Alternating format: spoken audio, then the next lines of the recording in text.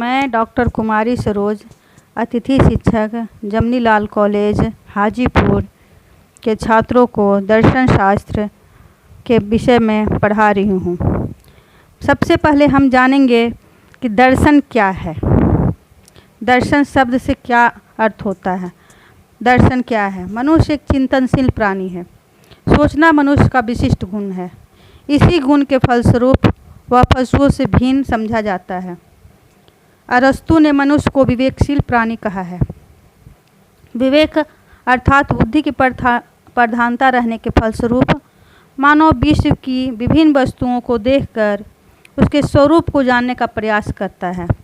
मनुष्य की बौद्धिकता उसे अनेक प्रश्नों का उत्तर जानने के लिए बाध्य करती है। वे प्रश्न हैं: विश्व का स्वरूप क्या है? इसकी उत्पत्ति किस प्रकार हुई है? विश्व का कोई प्रयोजन है अथवा प्रयोजनहीन है? आत्मा क्या है? ईश्वर क्या है? ईश्वर का स्वरूप क्या है? ईश्वर के अस्तित्व का प्रमाण क्या है? जीवन का चरम लक्ष्य क्या है? सत्ता का स्वरूप क्या है? ज्ञान का साधन क्या है? सत्य ज्ञान का स्वरूप और सीमाएं क्या हैं? शुभ क्या है? अशुभ क्या है? उचित क्या है? अनुचित क्या है? नैतिक निर्णय का विषय क्या है? व्यक्ति और समाज का क्या संबंध है? इत्यादि। दर्शन इन प्रश्नों का युक्तिपूर्वक उत्तर देने का प्रयास करता है। दर्शन में इन प्रश्नों का उत्तर देने के लिए भावना या विश्वास का सहारा नहीं लिया जाता, बल्कि बुद्धि का प्रयोग किया जाता है।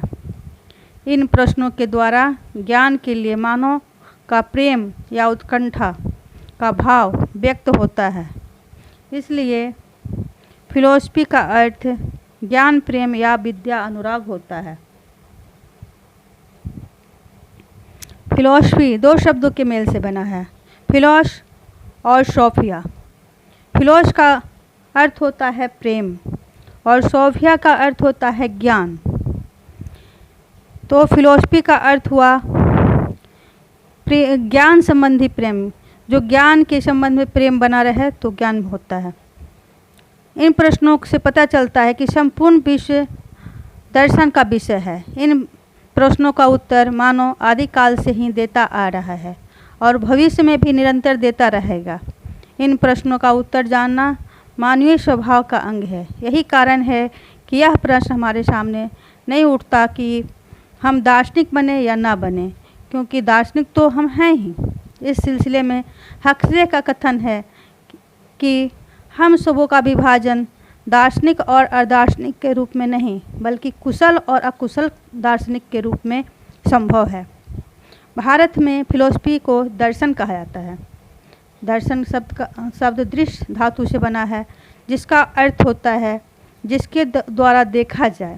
भारत में दर्शन उस विद्या को कहा जाता है जिसके द्वारा तत्व का साक्षात्कार हो सके। भारत का दार्शनिक केवल तत्व की बौद्धिक व्याख्या देख कर ही संतुष्ट नहीं होता, बल्कि वह तत्व की अनुभूति को प्राप्त करना चाहता है।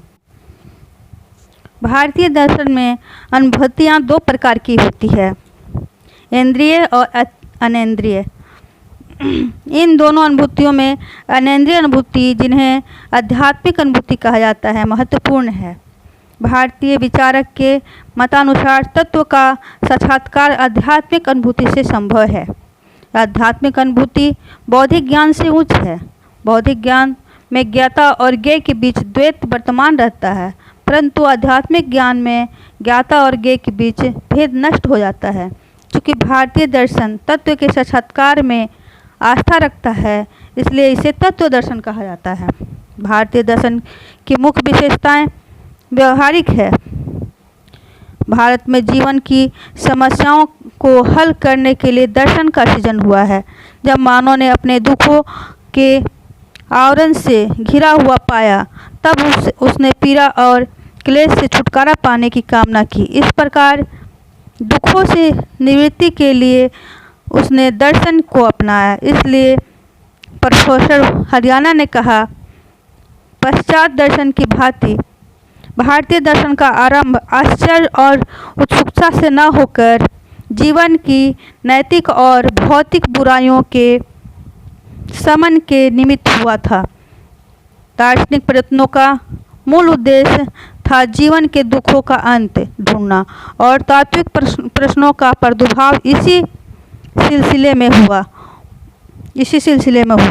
भारत के ज्ञान की चर्चा ज्ञान के लिए न होकर मोक्षानुभूति के लिए हुई है। अतः भारत के दर्शन का अनुशीलन मोक्ष के लिए ही किया गया है। मोक्ष का अर्थ है दुख से निवृत्ति। यह एक ऐसी अवस्था है जिसमें समस्त दुखों का अभाव होता है। दुखाभाव और मोक्ष को परम लक्ष्य मानने के फलस्वरूप भारतीय दर्शन को मोक्ष दर्शन कहा जाता है। मोक्ष की प्राप्ति आत्मा के द्वारा मानी गई है। यही कारण है कि चरवाक को छोड़कर सभी दर्शन आत्मा का अनुशीलन हुआ है।